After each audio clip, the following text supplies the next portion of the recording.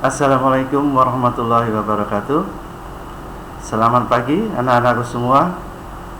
Pada kegiatan pembelajaran hari ini kita memasuki bagian yang kedua, yaitu tentang besaran dan pengukuran. Untuk kegiatan pembelajaran hari ini kita akan melihat terlebih dahulu, yaitu tentang besaran. Kompetensi dasar yang akan kita pelajari pada hari ini adalah kompetensi dasar dengan nomor KD 3.2. Adapun kompetensi dasarnya adalah menerapkan prinsip-prinsip pengukuran besaran fisis, ketepatan, ketelitian, dan angka penting serta notasi ilmiah. Adapun tujuan pembelajaran hari ini, yang pertama, setelah selesai kegiatan pembelajaran, maka diharapkan kalian dapat membedakan besaran pokok dan besaran turunan.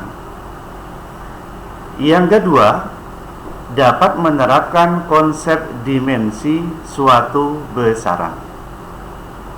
Oke, kita langsung memasuki ke bagian yang akan kita bahas, yaitu tentang besaran. Di SMP kita sudah pernah membahas tentang besaran, yaitu ketika kalian memasuki kelas 7. Jadi ini pada dasarnya adalah mengulang dari materi kelas 7 SMP. Hanya ada beberapa bagian yang kita tambahkan yang belum pernah kita pelajari pada saat SMP. Kalian pasti masih ingat, menurut asalnya besaran kita bedakan menjadi dua. Yang pertama adalah besaran pokok, yang kedua adalah besaran turunan. Apa itu besaran pokok? Besaran pokok adalah besaran yang satuannya ditetapkan terlebih dahulu sebelum menetapkan satuan besaran yang lain. Sedangkan besaran turunan adalah besaran yang satuannya diturunkan atau disusun dari besaran pokok. Nah, kita masuki bagian yang pertama tentang besaran pokok. Besaran pokok ada 7. Ya, sama seperti yang sudah kita pelajari waktu SMP, hanya ada bagian terakhir tentang lambang dimensi, itu yang belum kita bahas waktu SMP. Yang pertama adalah massa. Lambang besarannya adalah M kecil. Satuannya kita nyatakan dalam sistem internasional adalah kilogram. Lambang satuannya adalah kg. Lambang dimensinya adalah M besar. Ingat, semua lambang dimensi diberikan kurung siku. Ya, itu yang membedakan antara lambang dimensi dengan lambang besaran ataupun lambang satuan. Kemudian besaran panjang. Lambang besarannya adalah L kecil, satuannya meter, lambang satuannya M kecil, lambang dimensinya L besar. Waktu, lambang besarannya adalah T kecil, satuannya sekon, lambang satuannya S kecil, lambang dimensinya T besar. Suhu, lambang besarannya T besar, satuannya Kelvin, lambang satuannya K besar, lambang dimensinya adalah theta. Kuat arus, lambang besarannya adalah I kecil, satuannya adalah ampere, lambang satuannya A besar, lambang dimensinya I besar. Intensitas cahaya, lambang besarannya I besar, satuannya adalah kandela, lambang satuannya CD, lambang dimensinya N. Sedangkan jumlah zat, lambang besarannya adalah N, satuannya adalah mol, lambang satuannya mol, lambang dimensinya adalah G. Nah, itu adalah penambahan pada bagian besaran pokok yang membedakan pembahasan kita ketika kita di SMP dengan saat di SMA sekarang. Besaran yang kedua adalah besaran turunan. Ini contoh adalah besaran turunan. Yang pertama adalah volume. Lambangnya adalah V besar, satuannya meter kubik. Massa jenis lambangnya Rho, satuannya kilogram per meter kubik. Kecepatan lambang besarannya V kecil, satuannya meter per sekon. Percepatan lambangnya A kecil, satuannya meter per sekon kuadrat. Gaya lambangnya F besar, satuannya Newton. Jika mau diganti dengan lambang, maka boleh dilambangkan dengan N besar. Usaha lambangnya adalah W besar, satuannya Joule, boleh disingkat dengan J besar. Nah, sekarang kita memasuki ke dimensi besaran, karena adalah bagian ini yang belum pernah kita bahas ketika di SMP. Apa itu dimensi? Nah, dimensi adalah menyatakan cara penulisan suatu besaran dengan menggunakan simbol besaran pokok. Atau ada yang menyatakan bahwa dimensi besaran adalah cara menunjukkan besaran tersebut tersusun dari besaran pokok apa saja. Kita lihat contohnya. Nah, ini beberapa contoh besaran turunan dan dimensinya.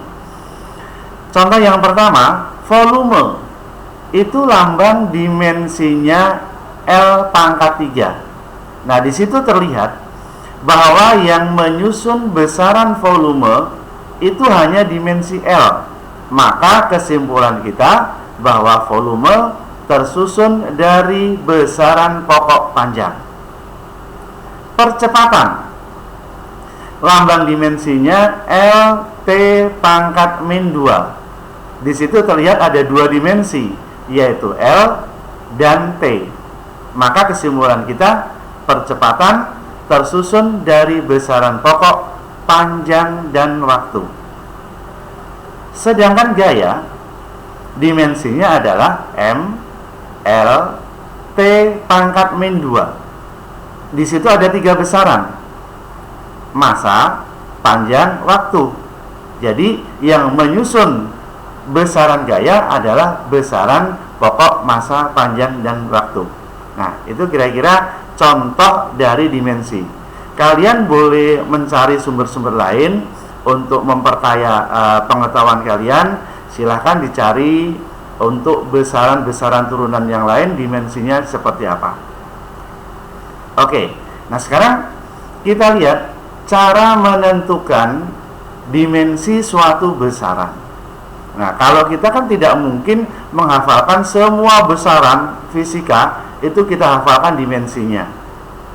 Mungkin yang kita hafalkan hanya beberapa saja. Di samping besaran pokok, mungkin yang kecepatan, percepatan, gaya. Sedangkan sisanya tidak mungkin, karena kalau kita hafalkan terlalu banyak. Nah, maka ada cara menentukan dimensi suatu besaran. Nah, cara yang bisa kita gunakan untuk menentukan dimensi suatu besaran yaitu dengan terlebih dahulu menjabarkan persamaan, menjabarkan besaran turunan itu ke dalam persamaan dasar. Contoh seperti ini. Oke. P besar itu adalah lambang dari tekanan. Tekanan menyatakan besarnya gaya yang bekerja pada tiap luas penampang. Maka secara matematis bahwa tekanan persamaannya adalah F dibagi dengan A. F tadi adalah gaya, satuannya Newton. A besar itu adalah lambang besaran luas. Kalau kita uraikan, F itu nilainya M dikali A, massa dikali percepatan. Nah, sekarang setelah kita menguraikan gaya menjadi bagian-bagian yang lebih kecil, nah kita ganti dengan lambang dimensi. Massa, lambang dimensinya adalah M besar. Percepatan, lambang dimensinya adalah LT pangkat min 2. Sedangkan luas, lambang dimensinya adalah L kuadrat.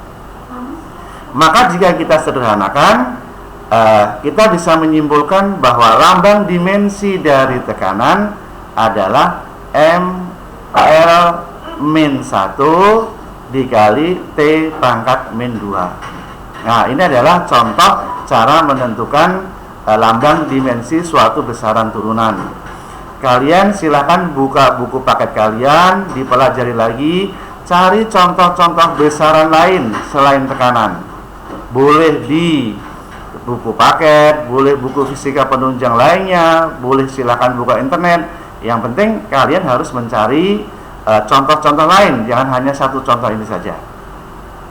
Oke, berikutnya kita lihat penerapan dimensi. Sebenarnya penerapan dimensi di sini ada beberapa. Di antaranya dengan menggunakan dimensi kita bisa mengecek suatu persamaan, suatu rumus itu benar atau salah. Bisa juga kita menurunkan suatu rumus fisika dengan menggunakan analisis dimensi. Nah, yang akan kita bahas pada kesempatan hari ini hanya satu saja, yaitu menentukan persamaan suatu besaran. Persamaan kalau bahasa kitanya sehari-hari adalah rumus. Ya, misalnya kecepatan itu rumusnya apa? Tapi kita menurunkannya dengan konsep analisis dimensi. Oke, biar lebih jelas, kita langsung ambil ke contohnya saja. Nah, perhatikan contoh. Periode getaran ayunan itu lambangnya adalah T besar, ditentukan oleh konstanta tak berdimensi.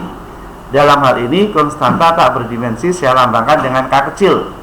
Kalian boleh dengan melambangkan C, boleh. Ya, yang penting yang harus kita garis bawahi bahwa konstanta itu tidak berdimensi.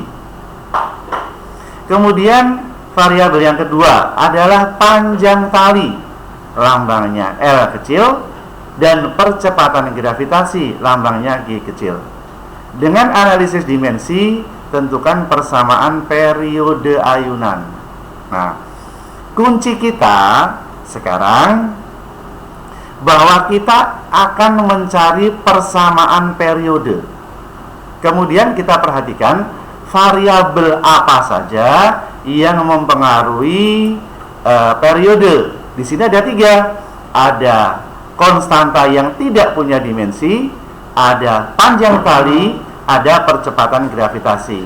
Maka langkah pertama, kita harus susun suatu persamaan di mana persamaan itu melibatkan keempat variabel tersebut. Maka kita akan dapatkan T sama dengan K kali L kali G. Kenapa L dan G-nya kita berikan eksponen ketika kita berikan pangkat? Karena penyelesaian ini dengan menggunakan konsep analisis dimensi, maka semua besaran, semua variabel yang punya dimensi harus kita berikan pangkat. Itu langkah pertama. K-nya, K itu tidak punya dimensi, maka K-nya tidak usah kita berikan dimensi. Bagaimana kalau konstanta punya dimensi? Nah, kalau konstantanya itu punya dimensi, maka K juga harus kita berikan pangkat seperti L dan G, sehingga persamaannya akan menjadi T sama dengan K pangkat A kali L pangkat B dikali G pangkat A. Sebenarnya huruf A, B, C itu boleh untuk yang mana saja. Hurufnya tidak harus A, B, C. Mau pakai X, Y, Z boleh, pakai Y, Q, R boleh, silakan ya. Jadi ini hanya sebagai simbol saja. Setelah kita lakukan langkah pertama, maka langkah yang kedua yang harus kita lakukan adalah mengganti semua variabel, semua besaran yang ada persamaan pertama dengan lambang dimensi. Periode adalah besaran waktu, berarti dimensinya adalah T besar. panjang dimensinya adalah L. Sedangkan percepatan gravitasi dimensinya sama dengan percepatan linier, yaitu L T pangkat min 2. Nah, untuk diperhatikan bahwa G tadi kita pangkatkan dengan B, sehingga kita berikan tanda kurung. Itu artinya bahwa L dan T itu semuanya harus dipangkatkan dengan B. Nah, lalu yang kita perhatikan, sisi kiri dan sisi kanan itu dimensinya harus sama. Di sebelah kiri baru ada dimensi waktu, di sebelah kanan ada dimensi panjang dan dimensi waktu. Maka di sebelah kiri kita harus tambahkan dimensi panjang, yaitu dengan mengalihkannya dimensi T. Bagaimana cara menambahkannya? Nah, perhatikan tayangan terakhir.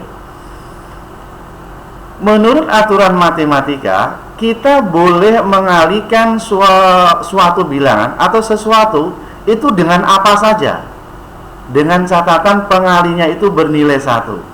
Maka dimensi T yang sebelah kiri kita kalikan dengan L pangkat 0. Kenapa harus L pangkat 0, tidak L pangkat yang lain? Karena L pangkat 0 itu bernilai 1. Maka itu boleh kita lakukan. Lalu langkah berikutnya, percepatan gravitasi itu terdiri dari 2 besaran, 2 dimensi. Semuanya kita pangkatkan B. Maka kalau kurungnya kita buka, akan menjadi L pangkat B dikali dengan T pangkat min 2B. Di sebelah kanan ada L pangkat A kali L pangkat B. Menurut aturan eksponen, apabila suatu bilangan dipangkatkan dikali dengan bilangan dipangkat dengan catatan bilangannya tadi sama, maka pangkatnya cukup kita tambahkan saja, sehingga hasilnya akan seperti ini. L pangkat A dikali L pangkat B menjadi L pangkat A ditambah B. Nah, ini adalah langkah kedua yang harus kita perhatikan. Lalu kita lihat langkah ketiga. Perhatikan eksponen dimensi T dari persamaan di atas, dari langkah kedua yang terakhir, bahwa T yang sebelah kiri itu pangkatnya 1. Kalau pangkat 1 itu biasanya tidak pernah ditulis.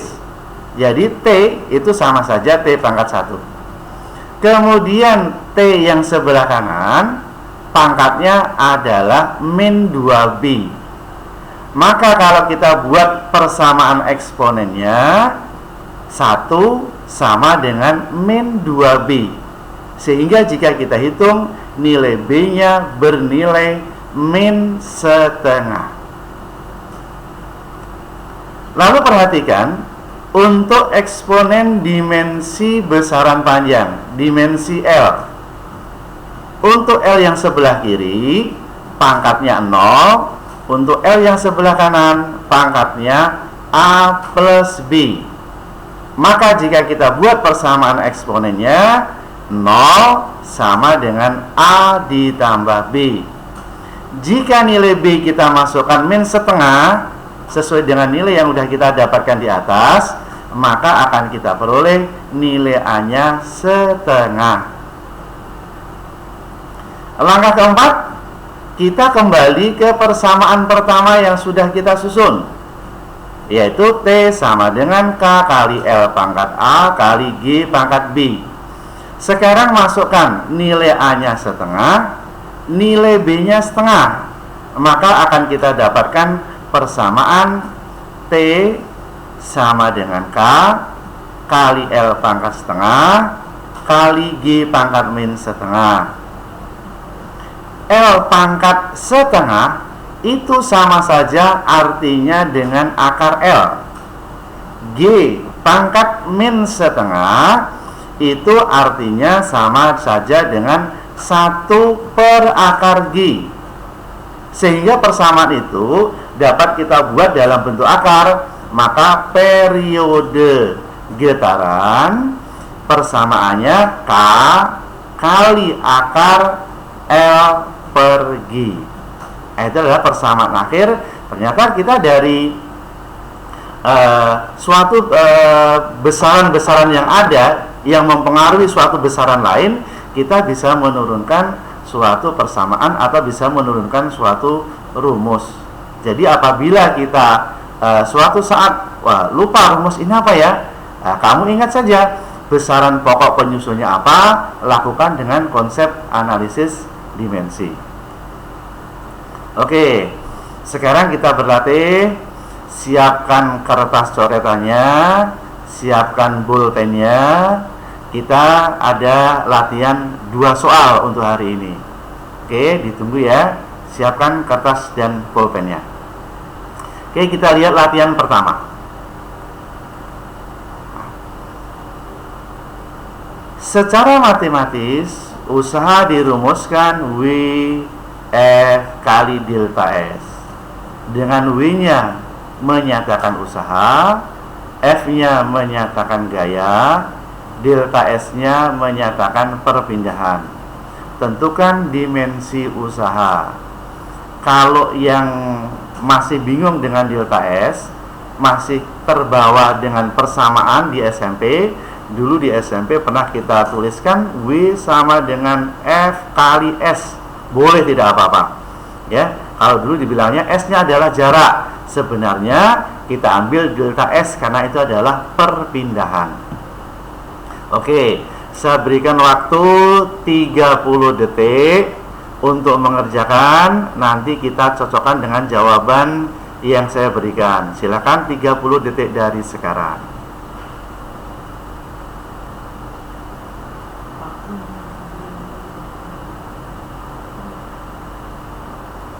Ayo perhatikan tadi yang contoh pertama. Ini sama dengan yang contoh pertama. Gaya di contoh tadi sudah ada dimensinya apa. Perpindahan kan sama dengan jarak, satuannya meter. Berarti dimensinya sama dengan dimensi panjang. Nah, coba masukkan dari situ saja. Oke, kita lihat sama-sama jawabannya. Nah, ini adalah dimensi dari usaha. W sama dengan M kali L kuadrat dikali T pangkat min 2. Oke, kita lihat latihan yang kedua. Cepat rambat bunyi kita lambangkan dengan V. Cepat rambat bunyi itu kalau bahasa kitanya adalah kecepatan merambatnya gelombang bunyi. Ya, karena dia merupakan kecepatan, maka lambangnya adalah V. Pada seutas dawai ditentukan oleh gaya yang menegakkan dawai. F, lambang gaya. Panjang dawai, panjang tadi lambangnya L. Dan massa dawai, massa lambangnya adalah M. Dengan analisis dimensi, tentukan persamaan cepat rambat gelombang pada dawai tersebut. Latihan kedua, ini konsepnya sama dengan contoh yang kedua, yang terdiri dari 4 langkah. Ya, perhatikan langkah pertama, kedua, ketiga, keempat.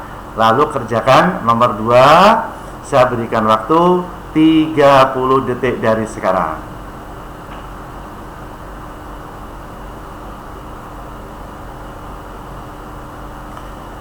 Kalau kalian sudah tahu dimensi dari masing-masing besaran, ya tidak usah dijabarkan ke persamaan yang lebih detail lagi. Misalnya F kamu uraikan M kali A, tidak usah lagi. Kalau kamu sudah tahu dimensi F itu apa, dimensi V itu apa, ya itu langsung saja masuk ke dimensinya.